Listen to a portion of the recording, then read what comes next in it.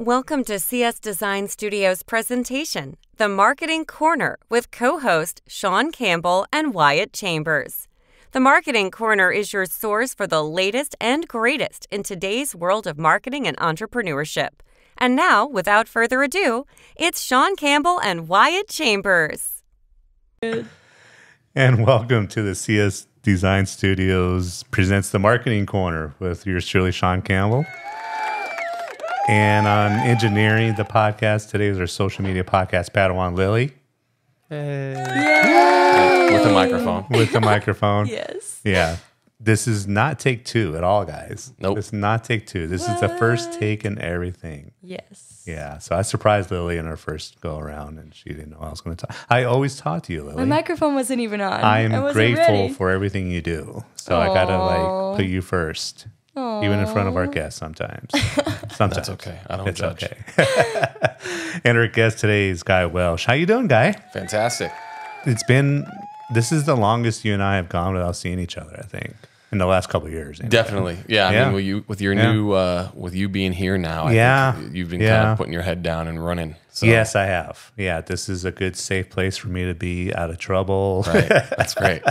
Yeah, no, that's great. But yeah, it's probably been a long time since we've run into each other. So yeah. It's good to see you as always. Yeah. Likewise. Everything good? Yeah, everything's How great. are your boys? Boys are great. Yeah. Baseball season, fall season started up about 3 weeks ago. Nice. So we have our last week of practices this week. And then we start our games on Tuesday of next week. So Nice, yeah. both my kids are in coach's pitch now. So I don't have to coach. I remember last time we spoke, I had a T-ball team and coach's pitch. Yeah. Now I just have a coach's pitch, and it's been fantastic. And you're still kind of steamrolling all the other teams. Oh, yeah. Well, we don't know yet. We'll see, right? We have first game on Tuesday. The game plan is the steamroll. Yeah. But have fun while we're steamrolling. And we've talked about this before. I love the mentality. You know, I'm sorry, I'm not a big participation trophy guy anymore. I mean, it's like the reality is like, I think if you teach from an early age, you know, to win and, you know, have grace about it, obviously. Sure. But, you know, once you graduate from high school or college, you know, there are no real participation trophies. So I really admire the fact that, you know, you keep score. Oh, yeah. And, you know, they go all out. Well, win with grace, lose with grace, right? I mean, you got to learn how to do both of those things. You got to learn, But it's a lot more fun when you are winning. Right. I kind of did a video on that today about the quote-unquote hack of being successful. And there are no hacks. It's called work. Right. You know, so it's one thing I think you and I work a lot more than most of the people that we know. Well, maybe that's not accurate because I think people we hang out with are similar to us. Sure. But, you know, I think it's obvious you love what you do. Mm-hmm. And, you know, I think that's why you've been great at what you do. Yeah. So for the people who don't know who you are, tell us what you do, Guy. So I own Empower Financial Group. We are a retirement income planning firm. So we specialize in helping people kind of understand where their income streams are going to come from when they are entering into the longest vacation of their life, which is basically, you know, not having to work anymore, retirement, if you will. Right. Retirement has a old school feel to it, which I don't really like using the word retirement anymore. Yeah. I just like to help people plan where their money is going to be coming from when they don't want to work for it anymore. Right. And that strategy is becoming increasingly more important, I think, because I mean, you look through people that you know in your life, you look through anyone's life, right? I mean, my grandparents had a pension. Right, they had Social Security to rely on, and then anything else that they did was extra. Right, but they could pretty much make ends meet with their pension and their Social Security. Right. Well, less than 6% of people entering the workforce today are being offered a pension plan, and more people are being bought out of their pension plans if they do have them because they're more expensive for the company to offer pensions because they're paying out money for 25, 35 years, which back when pensions were very popular, life expectancy was lower. So people weren't spending their money as much as they were because they were dying at 70 as opposed to dying at 90. So back 25, 30 years ago, how many people had pensions? How much of the working force? Well, I mean, you look back through it. I mean, I think it was over 50% of people who were working had pensions, right? So, I mean, you can even look here locally, right? So you have University of Arizona, who's a big employer. So they do have a pension. It's the Arizona State Retirement. Okay. But that's a statewide pension plan. Right. Then you looked at Hughes, now known as Raytheon, right? The Hughes, they had a pension, but they have now gotten rid of their pension plan because of what I just mentioned earlier. Yeah. It's more expensive to have a pension plan than to offer like a 401k or something like that. It requires Right. a lot more work, a lot more planning. Right. And then you look at any other employers, they're not offering pensions. So Yeah. really the only people who have pensions are public safety. So you're looking at, you know, the fire department, police department, border patrol, and any state. So Pima County, federal government, Wow. those types of people. So you have to have those specific jobs to even have a pension even being offered to you, which you know, not everyone works in those fields. And full disclosure, you're my financial advisor. You know, what I love most about your approach is that you're very educational. Yeah. You know, you and your business partner, Stephanie, Yeah. who's phenomenal. Yeah. And the two of you are always very educational. And I feel just so comforting when we talk about our stuff and my stuff. You know what I mean? I never worry about it. Obviously, I got to do my part to fulfill it. You got to make money. Yeah, but yeah, You gotta make your money. But you lay it out. You know, the good, bad, and the ugly. Well, I think that's, I mean, without being super corny about the name Empower Financial Group, right? It was named intentionally. It wasn't like, oh, what sounds good, right? It was like, okay, well, we want to make a good logo. Right. I think our logo is pretty fire. It's pretty good. It's very good. But that being said, you know, we want to empower you to make a decision, right? My job isn't to sit in front of you and tell you, like, I'm the smart one in the room and say, hey, do this because I'm smarter than you, right? That's not what this is here. We just need to make sure that we're exploring all of the options and then making sure whatever options fit your goals, your strategies. Right. We want to empower you to make those decisions, not be, you know, expect you to just kind of trust me to make those decisions for you, because that's not how it works. Yeah. And you're generally involved in everybody's lives. I mean, you've always asked me, and it's not fake either. Right. You've always kind of like, hey, how's this going? How's that going? And it's one of those things where at the end of this podcast, well, you know, obviously have a chance to kind of provide your contact information, how to reach you. Sure. But if you want somebody to really care about where you're heading and your goals and everything, I mean, you and Stephanie are phenomenal. Well, I appreciate that, man. Oh, Thank you so absolutely. much. It means a lot. So general advice today. I know you can't give anything that's you got to do this, you got to do that. But in today's market, you know, last time you and I were on a podcast together is way different than today. Sure. Right? So your general advice. Well, I think last time we had a podcast, we were sitting at the Sands Club and we were at the bar and we were doing a live podcast where people came up and talked to us. And that was fun.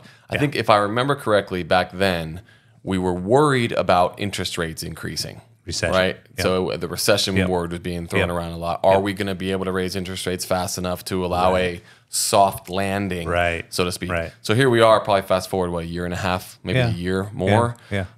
Interest rates are, they just had a meeting yesterday. The federal government met and said that they're going to potentially raise rates one more time this year, maybe. Which shows me that they're still worried about inflation, right? So they're still worried about the cost of things. We did a little research the other day, and most average families are spending $500 to $800 more a month on nothing new. Right. So just normal spending. An average household is spending $1,000 more a month than they were a year ago today. So, you know, how are things going? It's just continuing down the line of what the average response is going to be from a fiscal policy standpoint of trying to curb inflation, right? Trying to eliminate the rapid printing of money that took place in 2020 and 2021, and trying to curb that a little bit. I'm no economist. That's not my job. My job is just to understand what's happening and try and make the, you know, the appropriate recommendations based on the current environments and goals. But, you know, the question is general advice on what's happening is you just need to understand where you're at compared to your goals. Right. So I'll give you an example. I'm 22. How old are you, Lily? I'll be 19 next week. Okay, very good. So let's use 19 as an example. All right. And I didn't mean to put your age on blast there, but it doesn't matter. Age is just a number. Okay. So if I was 19 years old, right, and I had an idea of what my goals were, those goals and those things that I should be doing are going to differ quite a bit than if I was 55 years old, right? What I like to compare things to is like football, right? The red zone of retirement planning, if you will, is anything 10 years and in between when you want to stop working and start living in your retirement. Well, Lily here has 40 plus years before she potentially reaches an age to where she's going to be quote unquote retiring. Right. So her game plan is going to be a lot different than someone who's 55 years old. Right.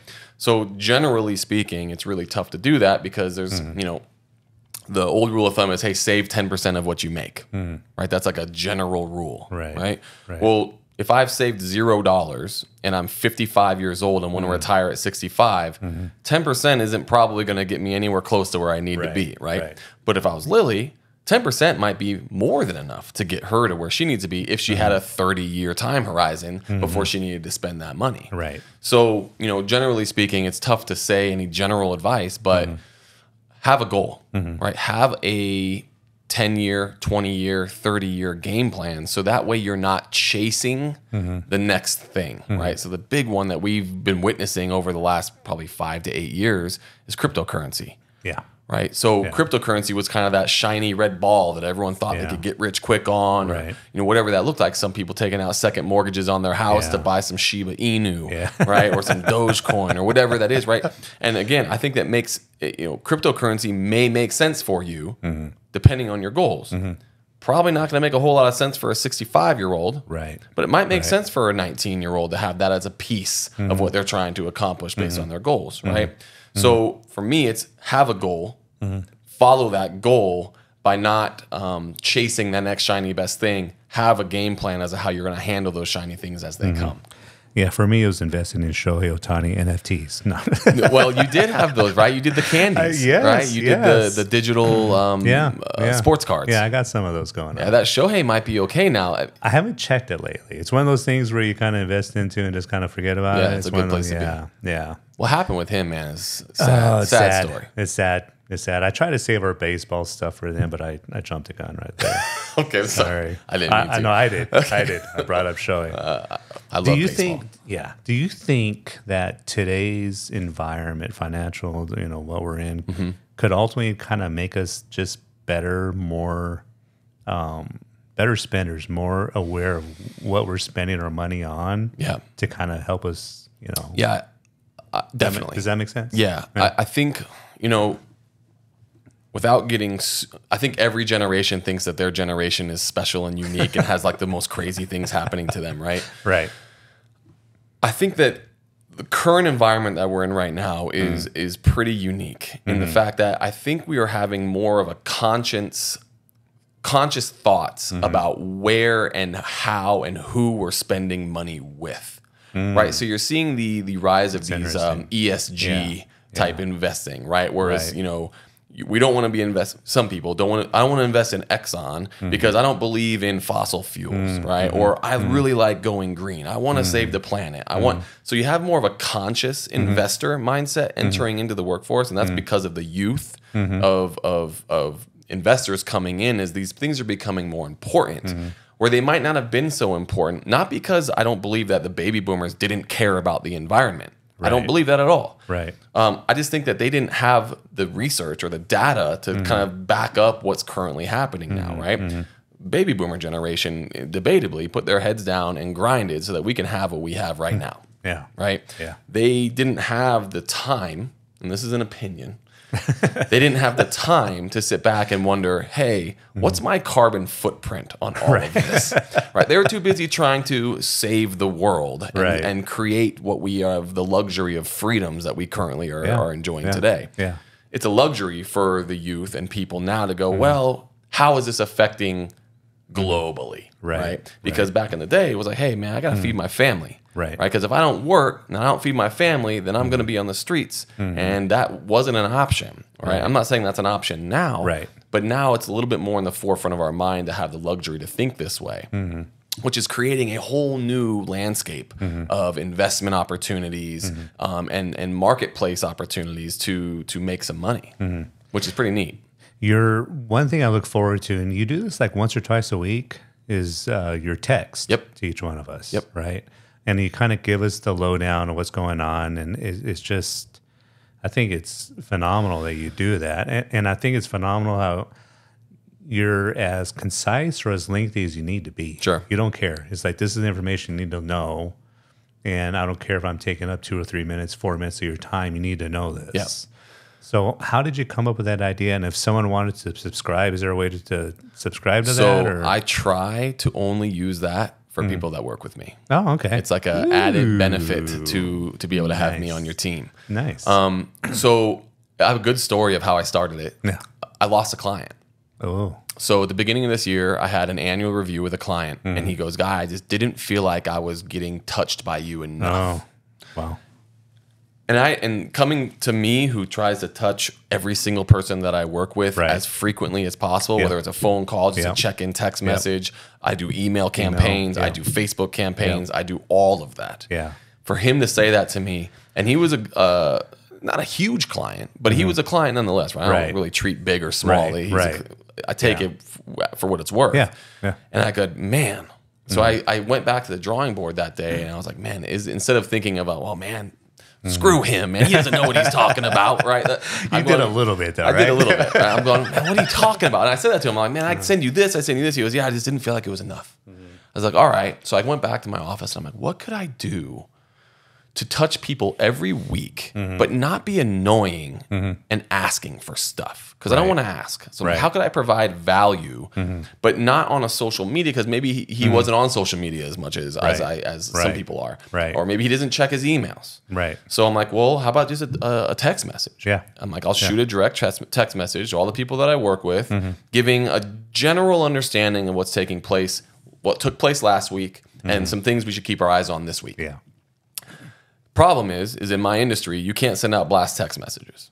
You do that individually? Well, no. So I had to go through a suitability process to ensure that I was doing it legally. Oh, wow. Okay. Wow. That's the thing. I think you remember one of the people that I was using it with, they said, you can't be sending some of these things out. So I wasn't able to actually do some specific conversations. Right. So I had to go back to them and say, this is what I'm doing. And I had to get it reapproved, essentially. That's what started that. So I wanted to make sure that I'm providing some type of a value add without saying, hey, talk to me about this. Right? It's just like, hey, this is what's going on. If you have questions, obviously call me. You know I'm here. Yeah. But that's kind of what spurred that. And it's been great. I've gotten a lot of really good response. Yeah, and that inspired me to get back to doing what I do. And actually, Lily and I put that together once a week. You know, we kind of give out some marketing tips. So you reinvigorated me doing that for ourselves as well. So, I mean, text messaging has like a 95% or higher open rate. Yep. So everybody reads your text messages. I mean, and I love the fact that you do that just to provide value and information, right? And real quick along the same lines, whenever we lose a client, any digital marketing agency, when we lose a client, it's because of that perceived notion that we didn't care. Yep. It doesn't matter how great our stats are, how great our performance is, or anything else, is that you guys didn't care enough about me. And so we have that moment where like, but it's something we've been really very, very diligent about. You know, we do contact all of our clients at least once a month because of that. Yeah. You know, so it happened like when I first started, and I was like, I laid the hammer down. No, I'm just kidding. Hey guys, I'm all raising my hand in the back. Can we? Yeah, no, that's good. So partnerships. I always love talking partnerships because I think because you and Stephanie you're like best friends too.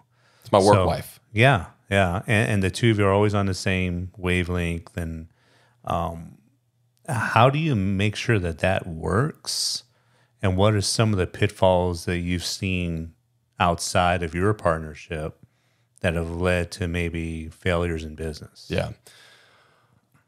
I think Kidder and I's relationship is pretty unique in the fact that we didn't set off on this together right off the jump, right? So give a little background. So I actually hired Stephanie Kidder to get into the financial career about 5 years before we started Empower Financial Group. So I hired her, brought her into the career. I essentially taught her the career and how to handle financial planning, how to work with people, how to run your business. But she is 12 years. Oh man, I don't want to give her age out. She's older than me. Okay. You're 23. For the record. I'm sorry. So I have to make a disclaimer. I have a really hard time understanding why people have a hard time with age.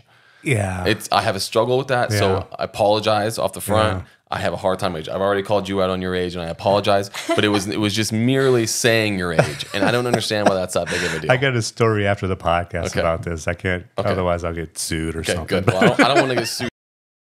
Thank you for tuning in to the Marketing Corner. Follow us on Facebook or visit us at csdesignsstudios.com today.